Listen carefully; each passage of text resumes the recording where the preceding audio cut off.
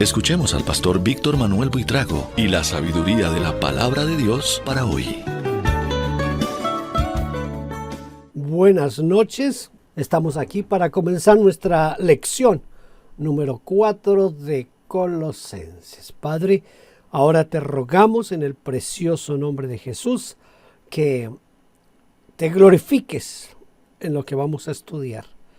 Y como siempre pedimos que sea tu Espíritu Santo quien nos guía, quien nos lleva de la mano para aprender lo que tú quieres que aprendamos, pero sobre todo para poner en práctica tu palabra, Señor. Gracias en el nombre de Cristo Jesús. Amén, amén, amén. Muy bien. Vamos a iniciar entonces leyendo en Colosenses capítulo 2 versículos 1 y 3.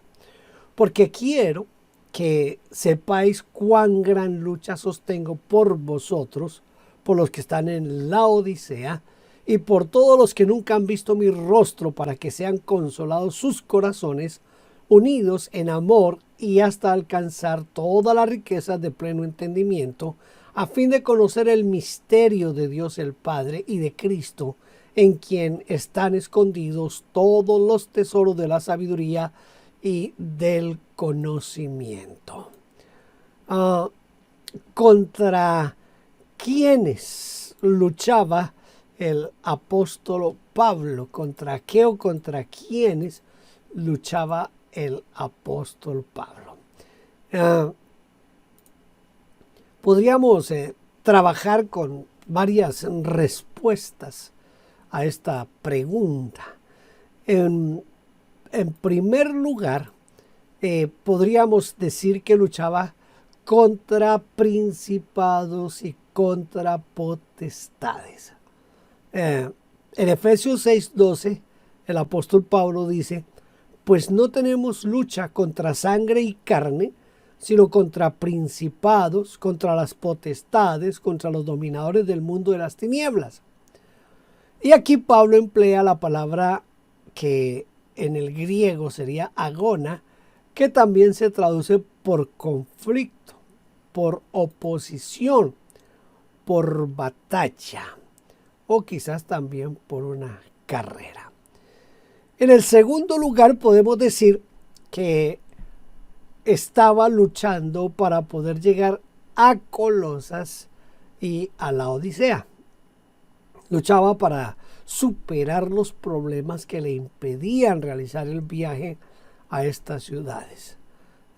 Probablemente estaba haciendo un gran esfuerzo en su trabajo para lograr tener los fondos suficientes para el viaje, o de pronto estaba luchando para cumplir con otro compromiso en el cual estaba ocupado y del cual quería liberarse para poder salir, para poder ir hacia estas ciudades. En tercer lugar, podríamos decir que estaba luchando en oración para lograr básicamente 4 objetivos. ¿Cuáles son esos 4 objetivos? Luchaba en oración, dice, para que sean consolados sus corazones y que no estén tristes o decaídos. También luchaba en oración por la unidad de las 2 iglesias, porque escribió para que estén unidos en amor. Tercero, luchaba en oración para que no les falte el entusiasmo para conocer más profundamente a Cristo, hasta alcanzar todas las riquezas de pleno entendimiento. ¿En quién están escondidos la sabiduría y el conocimiento? Pues en Cristo. Eso es lo que dice el apóstol, ¿verdad?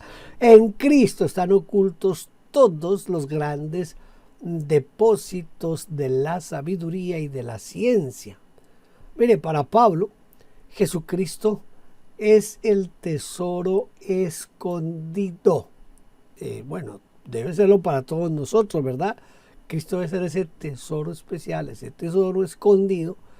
Es como un cofre lleno de monedas de oro, de perlas, de piedras preciosas, pero en lugar de contener oro o plata u otros objetos valiosos, contiene, mire, todos los tesoros de la sabiduría y del conocimiento. Eso que está disponible y al alcance para nosotros por medio de la unidad en amor. La unidad en amor es la clave para obtener este tesoro. Dice Pablo, unidos en amor hasta alcanzar todas las riquezas del pleno entendimiento, a fin de conocer el misterio de Dios el Padre y de Cristo Jesús. Tremendo, tremendo esto, ¿verdad? Vamos a leer ahora Colosenses capítulo 2, versículo 4. Dice, y esto lo digo para que nadie os engañe con palabras persuasivas. ¿Qué son las palabras persuasivas? ¿Qué son? ¿Qué son las palabras persuasivas? Literalmente dice, nadie os engañe con sofisma o con palabras atractivas, pero falsas. Mire, el término sofisma significa argumentación falsa, pero de apariencia verdadera, con la que se pretende confundir a otra persona. Es tratar de hacer pasar lo falso por verdadero. En todos los tiempos de la iglesia, siempre la iglesia ha estado expuesta a la influencia de maestros, de profesores, de predicadores, de evangelistas y de pastores sofistas, cuyo discurso ha sido siempre atractivo, pero su contenido es falso. Lo que ellos dicen suena a verdad, emociona como si fuera la verdad, ilumina como si fuera la verdad, pero en realidad es un engaño. Para evitar el engaño, entonces Pablo escribió a los hermanos allá en Colosas, y esto digo para que nadie os engañe. ¿Qué dijo Pablo? Para que nadie los engañe. Dijo que en Cristo están escondidos todos los tesoros de la sabiduría y del conocimiento. Por eso nadie podrá engañarnos si nosotros nos llenamos de la palabra de Cristo, es decir, si nos empapamos del conocimiento de Cristo por medio de la Biblia, porque el Señor Jesucristo dijo, ellas, es decir, las Escrituras, hablan de mí. Y si Dios nos concede espíritu de sabiduría y de revelación, el conocimiento de Él. Escuche, la única manera en que nosotros podemos evitar ser engañados es leyendo la Biblia. ¿Por qué hay tantos predicadores erróneos y por qué hay tantas doctrinas falsas pululando por ahí? Por una razón, porque nosotros los cristianos no leemos la Biblia. Si leyéramos la Biblia, no nos engañarían, pero el problema es que nosotros no queremos leer la Biblia.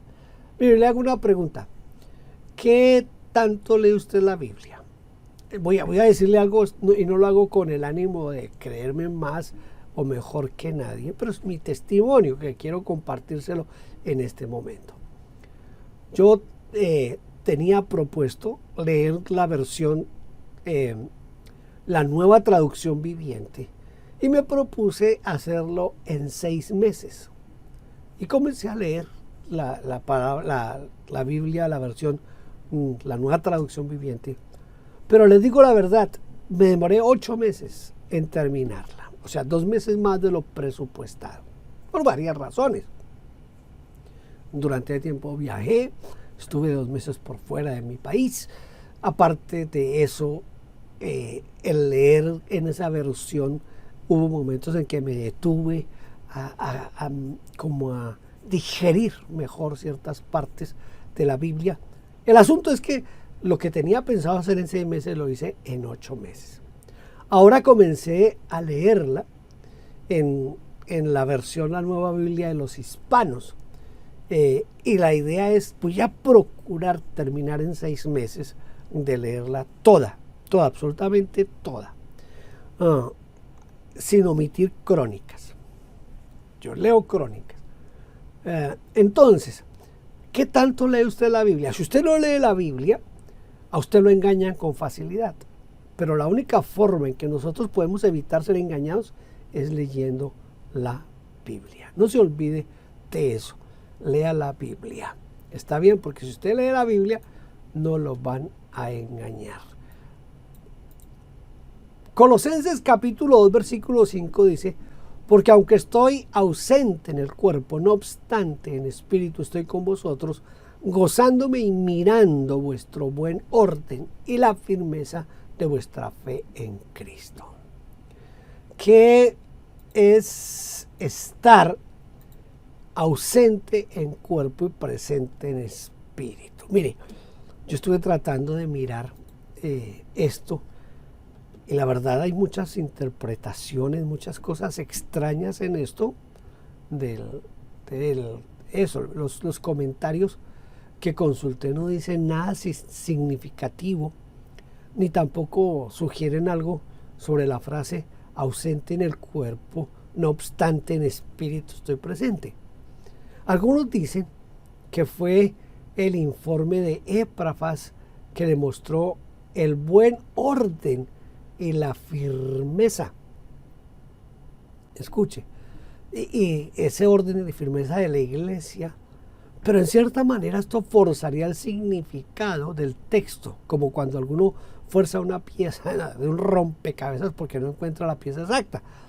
Pero por otra parte, si interpretamos las palabras de Pablo simplemente como una figura de dicción, entonces estaríamos leyendo más o menos de la siguiente manera: aunque estoy lejos de ustedes, me siento cerca, y hasta me parece que veo su buen orden y firmeza en la fe. Pero ¿saben? Eso no fue lo que escribió el apóstol Pablo. Esas no son las palabras que él escribió. Pero si creemos que Pablo dice lo que dice, aquí es donde viene la parte como complicada de las interpretaciones. Debemos interpretar que él podía entrar en una dimensión que nosotros desconocemos. Es decir, que podía trasladarse de una parte del mundo a otra parte en espíritu y llegar de una ciudad a otra o dirigirse a donde él quisiera de esa manera y pues desde luego entrar sin necesidad de tocar la puerta, sino entrar y ya, punto. Pero es un poco complicado eso lo que dice ahí el apóstol Pablo. Debemos interpretar entonces que él podía entrar en una dimensión. ¿Sabe que en cierta manera, aunque algunos comentaristas dicen esto, yo rechazo un poquito esto porque yo conocí un poco las doctrinas y prácticas de los gnósticos y esto que para mí es difícil entender. No creo que Pablo haya hecho lo que hacen los gnósticos. Los gnósticos dicen que ellos pueden salir, o su espíritu sale de su cuerpo y su espíritu puede viajar de un lugar a otro. Y eso dio a interpretaciones hasta raras en el primer siglo, primero y segundo siglo, acerca de la resurrección de Cristo. ¿Por qué? Porque los gnósticos llegaron a decir que en realidad Cristo no murió en la cruz, sino que lo que él hizo fue un actus mortis. Quizás algunos latinoamericanos escucharon alguna vez la radionovela o leyeron las novelas de Calimán, el hombre increíble. Calimán era uno de los que practicaba el actus mortis, es decir, a él quedaba como muerto y podían ponerle el fonendoscopio y todas las cosas y realmente estaba muerto, pero realmente lo que Calimán hacía era que sacaba su espíritu a voluntad y cuando quería lo regresaba a su cuerpo. Entonces eso fue la teoría de algunos en el primero y segundo siglo acerca de Cristo Jesús, que Cristo no murió realmente en la cruz, sino que hizo un actus mortis y el espíritu volvió cuando él quiso. Entonces Cristo realmente no murió en la cruz, según esas teorías gnósticas. Yo leí comentarios acerca de esto que estamos hablando del apóstol Pablo, donde él dice presente en el espíritu, y algunos han llegado a esa, yo diría, terrible conclusión, y a mí me parece que eso está como un poquito salido del tono. Dice uno de los comentarios que le dice que en otra ocasión el apóstol Pablo dijo lo mismo cuando escribió sobre el pecado de incesto allá en Corinto. Si usted estudió conmigo Corintios, eso fue hace mucho rato ya que pasamos esa lección, pero allí Pablo dice, yo por mi parte corporalmente ausente, pero presente en espíritu, he juzgado ya como si me hallara presente al que así se comportó. Que en el nombre del Señor Jesús, reunidos vosotros y mi espíritu, con el poder de Jesús nuestro Señor, sea entregado ese individuo a Satanás. Esto dice la Biblia de Jerusalén en 1 Corintios 5, del 3 al 5. Esto nos indica que los corintios sabían de qué hablaba y que ellos podían invocar la asamblea, que se reunieran en la presencia del espíritu de Pablo y expulsar al que estaba allí. Para mí es riesgoso. Interpretar así puede ser peligroso, pues sería dar la razón a los gnósticos acerca del desdoblamiento y del viajar en el espíritu y esas cosas. Yo prefiero, ahora usted puede investigar más el asunto, pero yo prefiero pensar en que lo que está usando Pablo allí es una figura literaria que nosotros la usamos con mucha frecuencia en el sentido de mostrar acompañamiento, mostrar que estamos con las personas, pero no es que estemos en ese asunto. Algunos, para afianzar esto de que fue el espíritu de Pablo que viajó, utilizan Ezequiel capítulo 8, versículo 3, dice, y el espíritu me alzó entre el cielo y la tierra y me llevó en visiones de Dios a Jerusalén, a la entrada de la puerta de adentro. Ahora, note que aquí ya, aunque Ezequiel como queda un poquito de eso, pero Ezequiel no está hablando de eso, sino está hablando de una visión. A veces la experiencia que Pablo vivía en esta dimensión era tal que él no podía distinguir qué era lo que realmente estaba pasando. ¿Se acuerdan de Primera a Corintios capítulo 12, los versículos 1 al 4? Él dice, ciertamente no me conviene gloriarme, pero vendré a las visiones y a las revelaciones del Señor. Conozco a un hombre en Cristo que hace 14 años, aquí es donde viene como que Pablo tenía esa dificultad de distinguir realmente qué pasaba. Él dice, si en el cuerpo no lo sé, si fuera del cuerpo no lo sé, solo Dios lo sabe. Fue arrebatado al tercer cielo. Entonces parece que era un poquito complicado para Pablo entender en dónde estaban sucediendo las cosas. Dice que fue arrebatado al paraíso donde oyó palabras inefables que no le es dado al hombre expresar. Miren, nosotros nos vemos obligados, en este caso, a aceptar estas palabras de Pablo, pues, primero como ciertas, verdaderas, como algo evidente, porque él lo está diciendo, pero tenemos que pensar un poquito en que es complicado tratar de dar una explicación como que sea un poco más acorde a toda la palabra de Dios. Yo pienso que esa es la razón por la cual la mayoría de comentarios, cuando usted mira un comentario de Colosenses, la gran mayoría se saltan esta parte. ¿Por qué se la saltan? Porque es complicado de explicarla. Y como es complicado explicarla, mejor pues yo me la salto y cuando alguien venga a consultar, uy, qué vaina, se le olvidó al hombre tratar ese asunto. No, pero es que es complicado explicarlo. Eso de que en el espíritu yo estoy o yo fui, como dice a los Corintios, la cuestión ya es un poco difícil de expresar. Yo pienso, porque por ejemplo, nosotros cuando no estamos en algún lugar, le decimos a la gente, no, yo estuve allá en espíritu. ¿Qué es lo que realmente estamos diciendo? No que nos desdoblamos y nos trasladamos allá, y no, sino lo que estamos diciendo es que nuestro sentir, nuestro deseo, nuestro beneplácito estaba en la reunión. Que físicamente no pudimos ir por cualquier razón, pero que nosotros sí queríamos estar. Es básicamente lo que creo que tratamos de decir con esa frase, con esa expresión, ¿verdad? Vamos a leer ahora el versículo 6 y 7. Por tanto, de la manera que habéis recibido al Señor Jesucristo, andad en Él, arraigados y sobreedificados en Él y confirmados en la fe, así como habéis sido enseñados, abundando en acción de gracias.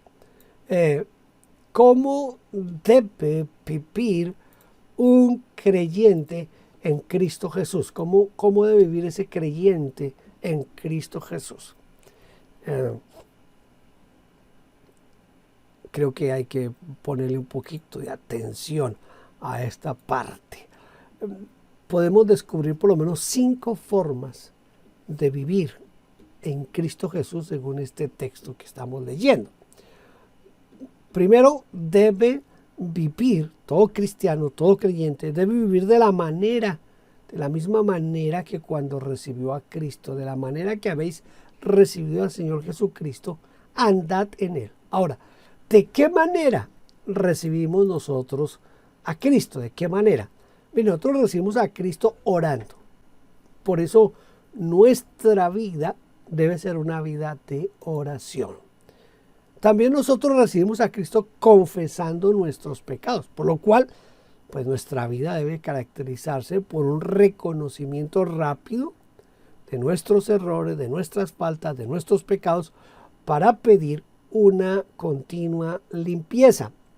También recibimos a Cristo por gracia, mediante la fe, por lo cual debemos andar en fe, por fe, sabiendo que todo lo que somos y tenemos es por su gracia. Y también nosotros recibimos a Cristo no confiando en nuestra bondad o en nuestra justicia, sino en la misericordia de Dios. Y debemos continuar de ese mismo modo.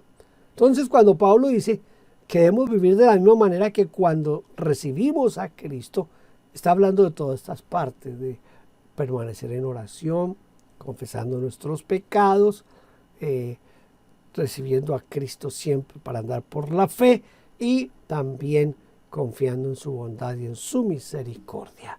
En segundo lugar, porque dijimos que íbamos a mirar 5 cosas, en segundo lugar, un creyente debe vivir arraigado, escuche, arraigado en Cristo Jesús. Dice Pablo, arraigados firmemente. Aquellos que hemos querido arrancar una planta con nuestras manos, muchas veces nos sorprendimos de lo arraigada que estaba y fue imposible sacarla con nuestras manos y nos tocó más bien utilizar alguna herramienta o algo.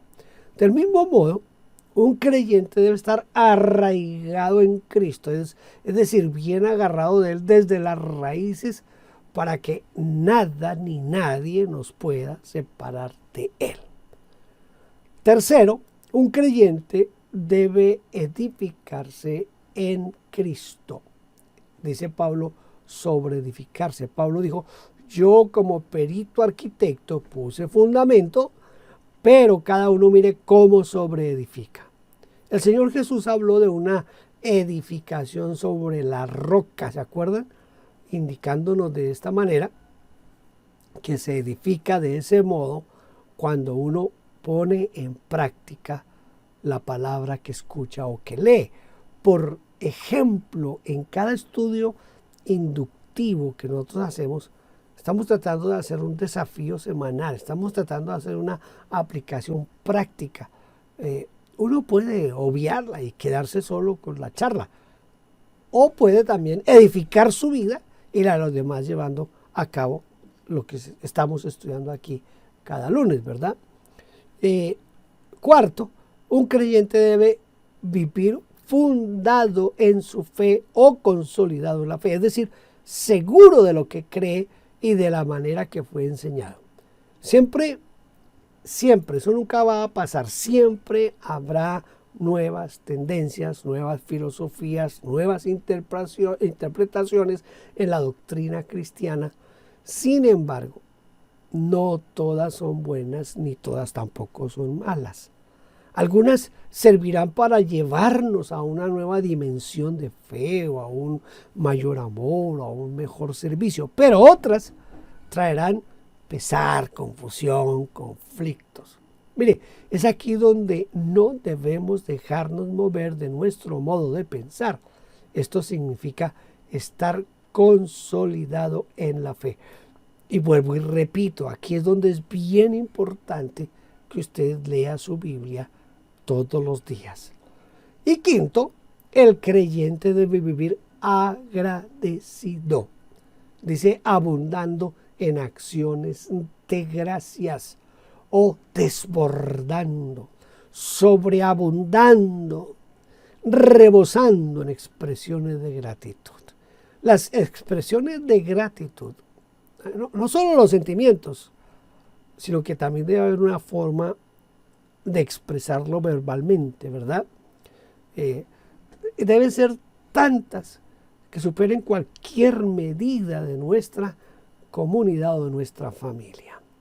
Nuestra gratitud a Dios debería abarcar todos los campos de nuestra existencia y de nuestro conocimiento.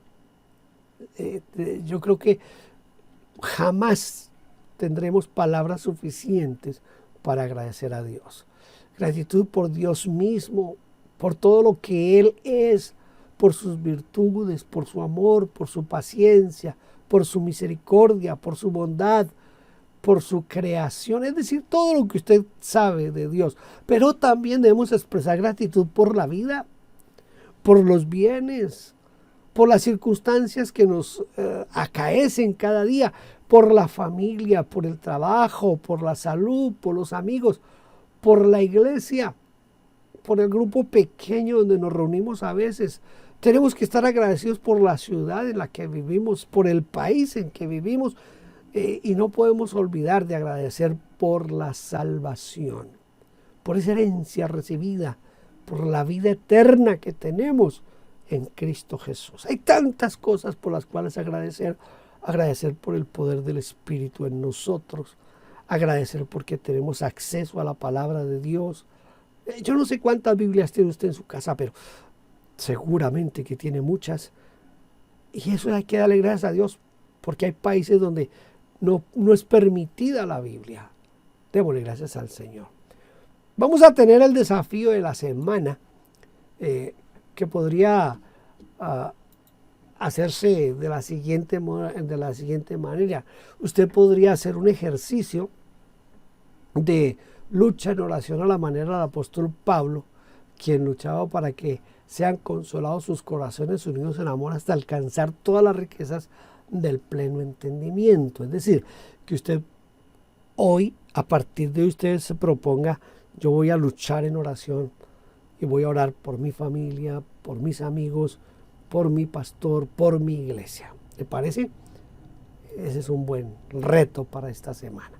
Y pues el versículo que aprendemos cada semana, hoy vamos a tratar de memorizar los versículos 6 y 7 que dicen: por lo tanto, o por tanto, de la manera en que habéis recibido al Señor Jesucristo, andad en Él, arraigados y sobreedificados en Él, confirmados en la fe, así como habéis sido enseñados, abundando en acciones de gracias. Tremendo este tiempo de estudio de Colosenses, ¿verdad? A mí me llena, me edifica poder estudiar y poderlo compartir a través de este medio. Gracias por vernos. Déjenos su huella suscribiéndose y comentando. No olvide campanita y compartir. Dios le bendiga.